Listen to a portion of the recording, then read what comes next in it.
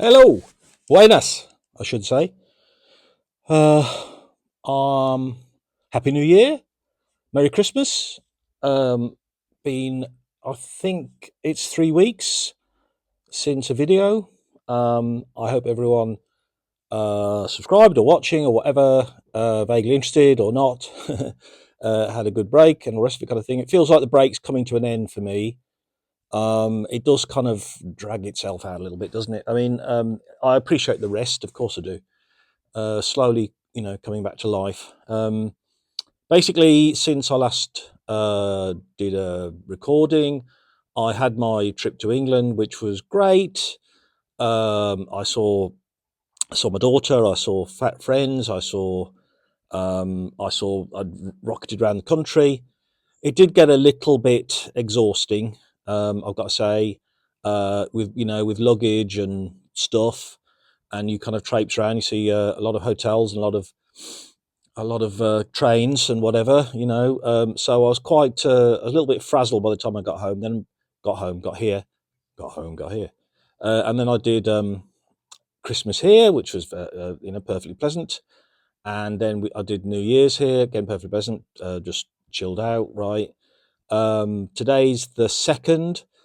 I've done a little bit of, washing type stuff. Haven't done much reading. Did a fair amount of telly watching, things I wanted to watch.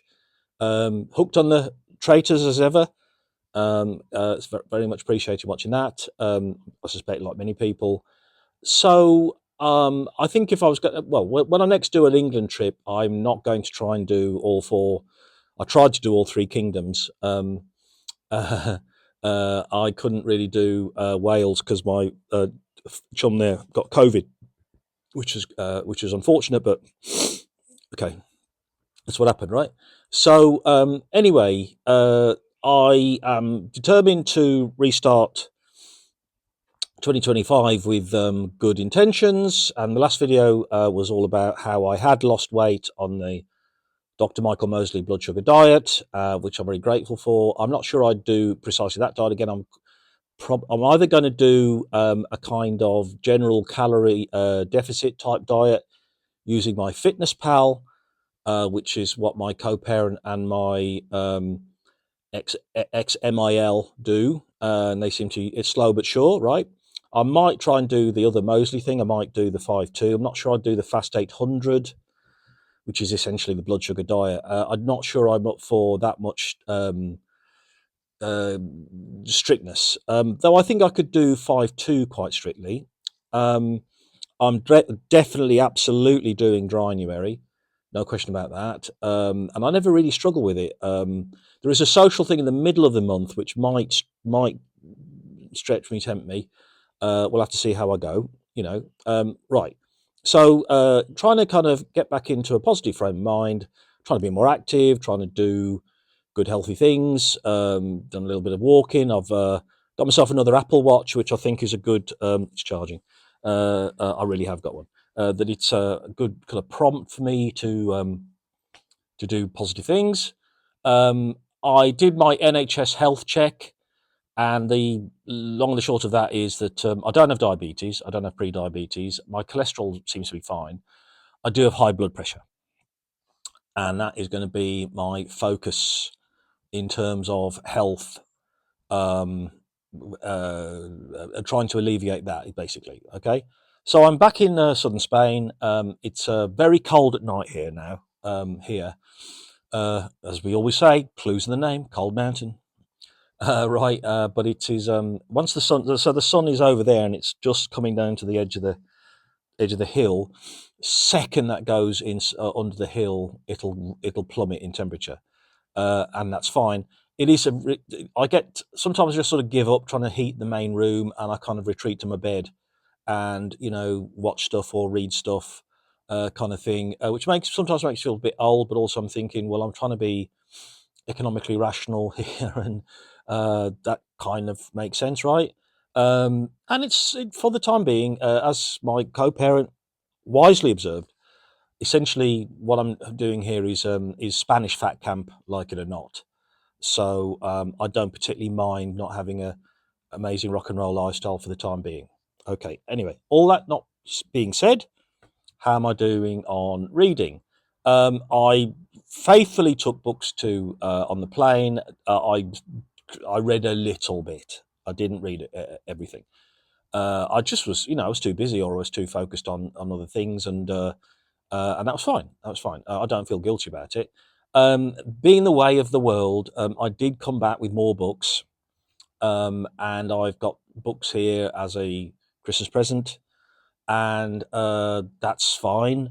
I will kind of, feed them in and out of the TBRP, but my focus remains, working on that list of books, that big pile of books in the cupboard.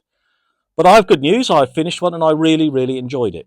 So finished this amazing collection of spooky short stories from Daphne du Maurier. Um, and some of the stories I think are quite famous. Well, Don't Look Now, as in basis of the film, The Birds. I think The Blue Lenses is a famous story. First time I'd read it. A couple of other ones, some of them minor, but that's fine. Don't Look Now, I think I may have said this a little bit in the last video. Fantastic, really interesting. The kind of not differences, but communalities and the conversation between it and the movie version. And I think the two together are a very very powerful combination. But the story on its own is amazing. The Birds, way better than the film. Way way better than the film. Folk horror, ecological horror. I mean, very early ecological horror. I think it's 51. Um, uh, don't don't swear to that. But very early on. So she's a very interesting writer. She's an excellent writer.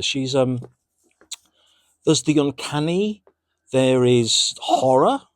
There are ghost stories.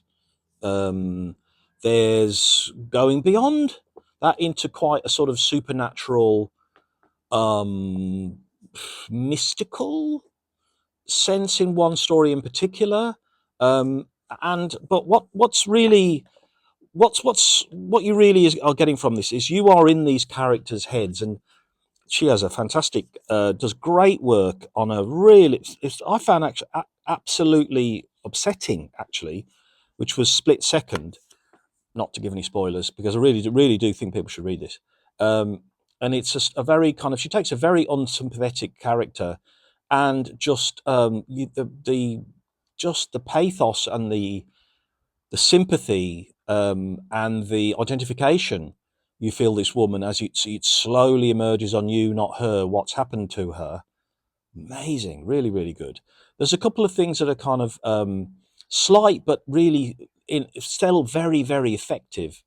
And they're quite sexy, in the sense of there is no sex, there is no physical, descriptions of intimacy, but there is, her women are sexy. Her women can be dark, weird, compelling, direct, living in their own skin, very much their own mistresses of their own, lives and passions, unknowable and family, all those kind of great things. And those are things you often, if this was a man writing about a woman, you'd say, oh, that's me sexist. But she's a woman. I think she's writing at a time when, and she had a complicated, interesting, passionate, romantic life. And she was she was married and had 3 children, but she kind of certainly did not necessarily always regard that as a reason not to have fun and passion and love, I think. But I mean, that's her life. That it's what you get from what I'm getting from the stories is a really good write. There is a little bit of Twilight Zone. There is a little bit of, and sometimes you might say, well, we're going to the twist ending, and you get a bit like inside Number Nine. You kind of, it's going to be, something's going to get, but then the reversals and the changes are often so well done that it's still satisfying. Um, there are stories that don't have a twist ending and just take you to a quite ambiguous place. The Birds ends it quite ambiguously, I think, and in quite a dark place. Um, I think this is great stuff. I recommended this very much to my friend's wife because she was asking for Christmas presents for her husband, and I said I know that he's a big Tales of the Unexpected horror fan. It's not horror. It's not certainly not the kind of very kind of 80s. What we used to call them, video nasty type horror. I think he likes really, but it's very much. I've never read Roald Dahl's unexpected short stories, so perhaps it's an ignorant comparison. But it feels like that kind of thing. I felt very very engaged. I wanted to read this stuff. I wanted to find out more. Sometimes I found the stories, like I said, a little bit painful to read, a little bit scary, a little bit disturbing, a little bit emotional. Um, Definitely great impact. Absolutely would read and would want to read more Daphne du Maurier. I'd read the novels, the historical novels, which I've only really seen I didn't watch the allegedly terrible Jamaica Inn adaptation, but of course I know the classic film. I love the Hitchcock Rebecca, right? I don't know particularly, the work beyond that. I would definitely want to read more du Maurier. I think this is like Shirley Jackson. This is a woman like uh, my brain's got a blank. What's her name? The Patricia Highsmith. These are women who know, the dark, who know intensity, who know the the unfathomable wickedness of the human heart. Who, but also there's also I do sometimes find there's a great sociology to these kind of older texts, and there's a great kind of sense of what the upper middle class lived like. There are a couple of stories set among poor people, but a lot of them are kind of how rich people would have lived, and they're very English in a great way, not in a kind of comforting crime way, but in a kind of okay, I'm running out of adjectives at a certain extent. There's lots of really really good things. I really enjoyed it. I've forgotten to do the 5-star rating. Absolutely 5 out of 5. I would definitely keep this on. I'd want more of this woman in my library that I'd want to read. I would very, very much recommend this, and I think lots of different people in different ages of life would find this a great book, in my opinion. Okay, right. So, in parallel, I also started. I don't think I mentioned this. I'm reading this really because I saw military YouTube, the sinecure of the middle-aged man. Am I a middle-aged man? I'm an older man. And saw this guy Thomas Weber give a really really interesting lecture about his second book, not this book. So what I found really interesting about this is so his contention is that we've been sort of sliding along, and we've taken a lot of what Hitler said about his war service in both Mein Kampf and in other autobiographical material and books written by the Nazi Party, by his friends from the time or comrades from the time, some of which were subject, by the way, to vicious libel court cases, because not everyone had a glowing picture of Adolf in the First World War. And what's great about this, and what I think is so interesting, is this is primary history.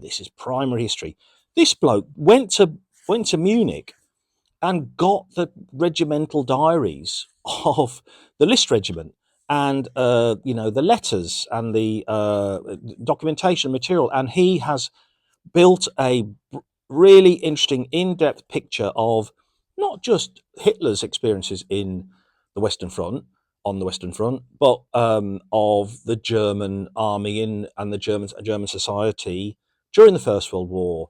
And there's an awful lot here that I didn't know, and an awful lot here about the tensions and the unhappinesses and the lack of, and the morale, and how early maybe the German army was starting to crack, and how tough it was for them. And we know the story from the war poets, don't we?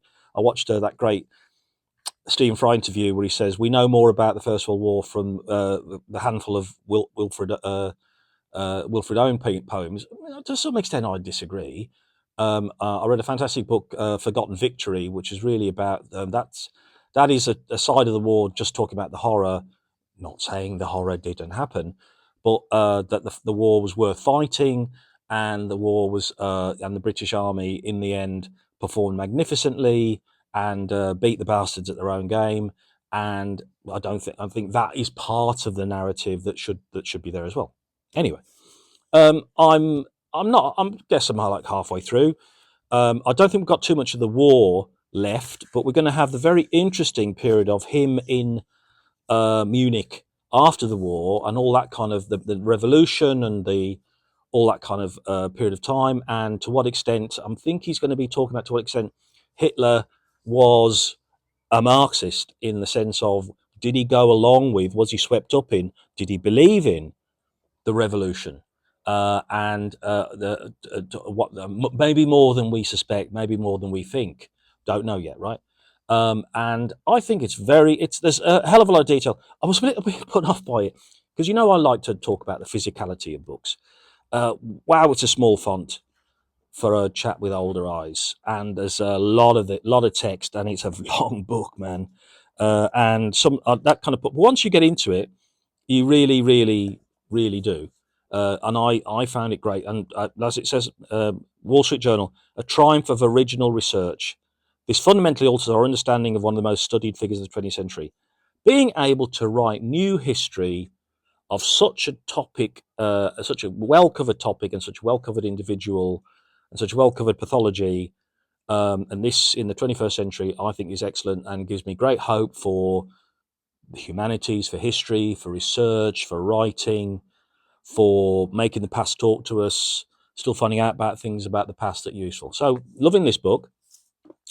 There's one other book that I foolishly bought while I was buying a Christmas present, which is another kind of war book, which sort of. So I'm not sure which this one or that one will be the next video, but that will be one of the two will be the next topic. Okay, right. So I'm going to leave you there, friends. I'm going to say I will maybe do a kind of health and fitness and weight and diet video as well, perhaps in a couple of weeks. I'm not being too strict with myself. Obviously, I drank like a fish, didn't I, when I was away, and there was a little bit of that on Christmas Day and New Year's Eve. But right now, I'm back on the path. Didn't put on as much weight as I thought, which I'm really, really happy about. I came back and I'm still under 100. I pipped over 100. Then I went back under relatively quickly. So, because I want to be fair and honest, don't I? And so that continues. I thought of a little sort of, thing today, 90, then 80, then 70. It's a long journey still. I do want to get to 70. I don't know if that's doable. I think I'd feel a lot better about myself. My blood pressure and my weight are related, obviously, and that is something I've got to take seriously. And I'm going to take it as seriously as I do adoring the kitten and looking after myself and my daughter and all the rest of it, kind of thing. So there you go, friends. I guess with all these people, you've got to say like and subscribe. I hope you do. Very few people watched the last couple of videos, but that's perfectly fine. That's perfectly fine. And I'm doing it for for myself, but I do. If anyone watches this and gets some pleasure or some interest or find something worth reading or worth saying to me from these videos, then what more can I ask? Okay. So, friends, thank you very much. Happy New Year. Talk to you soon. Can I work out how to turn it off?